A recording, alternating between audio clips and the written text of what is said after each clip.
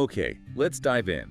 You know that feeling, right? You bump into someone, you know them maybe from a conference or work or somewhere, but the name just poof, gone. It's like this instant internal scramble, that little flash of panic. Exactly. That split second where you're trying to keep the conversation going but avoid saying their name at all costs.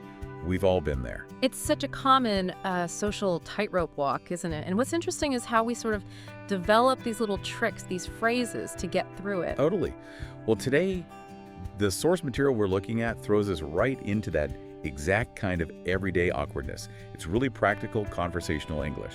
Yeah, the kind of language you actually use when these slightly embarrassing things pop up. And the best part, I think, is that the source actually pulls out specific, usable phrases from it, like a toolkit. Precisely. So our mission here is to really unpack that scenario, grab those handy English phrases the source highlights, and figure out how they help us sort of glide through these moments a bit more gracefully.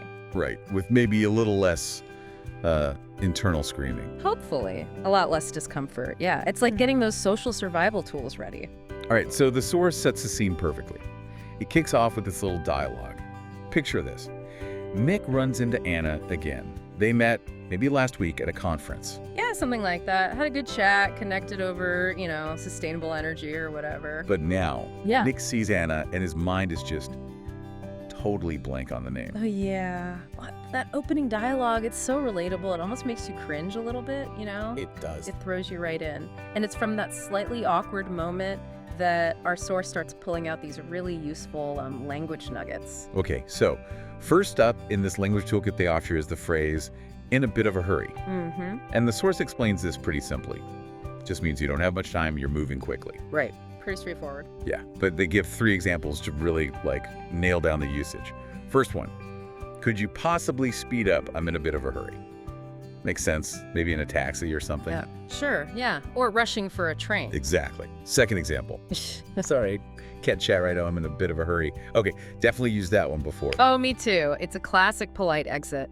And the third, I'm in a bit of a hurry, so I'll look at these reports later. Kind of a work context one. Yeah, and these examples show it's pretty versatile, isn't it? It's not just about physically rushing. Right. It's also a polite way to signal you've got limited time or need to disengage without being rude. Sets a boundary, kind of. Absolutely. Okay, next tool from the source. Contact details. Basic but essential. Yeah, they clarify it's just all that info you'd find on, say, a business card, name, phone number, email. Maybe a website or LinkedIn these days too. Yeah. Basically how to get in touch. Exactly. Anything that lets you connect later on. And this is really fundamental stuff, isn't it? Especially if you're networking professionally or socially. Exchanging contact details usually means you want to continue the connection somehow. Good point. Okay, third phrase, and this one's a real classic. Slipped my mind. Ah, yes. The universal excuse for forgetting. Totally. The source says it's just a common way to say you forgot something, Yeah. but unintentionally. It wasn't on purpose. Right, it implies it wasn't deliberate negligence. Yeah. They give a couple of great examples too. First, oh gosh, I meant to reply to your message. It completely slipped my mind. Who hasn't done that? Guilty. Definitely guilty. And a second one, maybe a bit more awkward. Wait, isn't today? Oh no, happy birthday. It totally slipped my mind. Ouch. Ooh, yeah, that's a dangerous one to forget. But slip my mind does soften the blow, doesn't it? It does. The imagery, like something just slid away accidentally, it shows how language helps us keep things smooth socially, We pick words to lessen the awkwardness. That's a really good way of putting it. Okay, so then the source moves into what they call putting it together, looking at how words work in context. First one is around here. Basic meaning, they say, is just nearby. Like the example, is there a decent coffee shop around here? Simple enough. Pretty straightforward, yeah. But then they get into the nuances. Exactly. That's where it gets interesting. They show how little changes make a difference, like around the corner. Right, which means literally on the next street over. Yeah. So you might say, oh, there's a great little bakery just around the corner. Very specific proximity. And then there's around there. Right, which is more general, near a place you've already mentioned. I heard the coast is beautiful up north.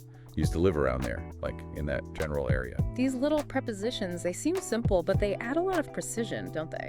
It shows how language maps onto, our sense of space. Totally. Okay, next phrase in this putting it together section, terrible with. Ah, yes. Admitting our weaknesses. Yeah. We use it to say we lack a skill or we're just bad at something. The source gives 3 really relatable examples. First, you're terrible with numbers. You probably don't even know your own phone number by heart. Okay, maybe a little harsh, but point taken. Some people really are, though. I have to admit I'm not great with numbers myself sometimes. Me neither. Okay, second, I'm terrible with directions. I swear my GPS has saved my life countless times. Story of my life. Oh, definitely. Couldn't live without it. And third, I'm terrible with faces. I can recognize a voice from across a room, but not the person attached to it. Ooh, yeah, I know people like that. I think I might be a bit like that myself sometimes, actually. It's funny how we readily admit these things, you know? I'm terrible with names, terrible with dates. Yeah, maybe it makes us feel less alone in it. Like sharing the imperfection builds a connection. Could be. Deflects judgment, maybe. Yeah. Okay, what's next? So the source then has a fluency builder section. This one's about sounding more natural, more casual. Okay. And the phrase is super common. How's it going? Ah, right. Instead of just, how are you? Exactly. They point out that, how are you or how are you doing are fine, totally correct, but how's it going is Well, it's a very common, casual alternative. Gives your English a more relaxed feel. yeah, sounds more idiomatic maybe. More like how native speakers often greet each other informally. Right. And they even mention it was used right at the start of that awkward dialogue between Nick and Anna. Ah, good catch. Setting that informal tone right away. Okay, now the source also throws in some personal stories, which I always find helps things stick. Yeah. Definitely. Makes it more real. So Marco tells this story Oh, yeah. about forgetting his own uncle's name at a family reunion. Oh, no. That's high stakes forgetting. Totally. He apparently had to sneakily ask another cousin to whisper the name to him. The pressure. Wow. Yeah, we've all probably done some version of that desperate scramble, haven't we? These anecdotes are great because they just normalize it. Forgetting names is just human. It really is.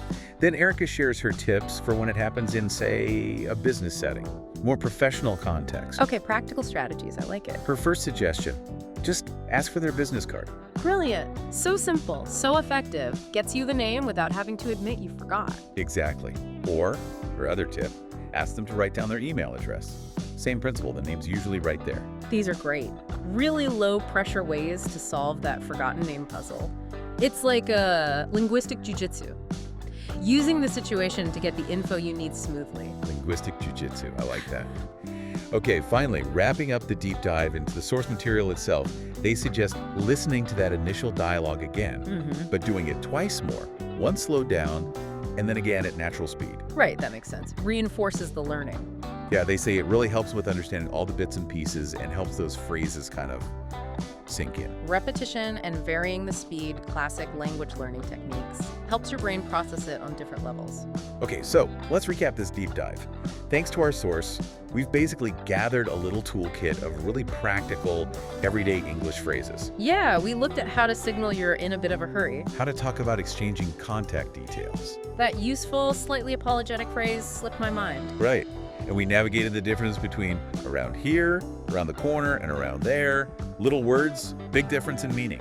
And how to use terrible with to talk about those things we're just not good at. Plus, that reminder that how's it going is a great natural casual greeting. And we saw these phrases used in a realistic chat with examples and those relatable personal stories and handy tips for the name forgetting moments. So, thinking about all this, maybe for you listening, have you been in that awkward spot, forgetting a name right when you need it? Yeah. What did you do? Did you freeze? Did you try one of Erica's sneaky tactics, like the business card trick? It's worth thinking about how you could maybe start using some of these phrases yourself, right? Make them part of your own conversational toolkit. Definitely. The more you consciously try them out, the more natural they'll feel over time. And hey, if you want to dig even deeper, the source mentions their website, englishpod.com. Sounds like they have more resources there, and you can even ask questions. Good to know. Definitely worth checking out if you want to build on this. So that brings us to a final thought to sort of chew on.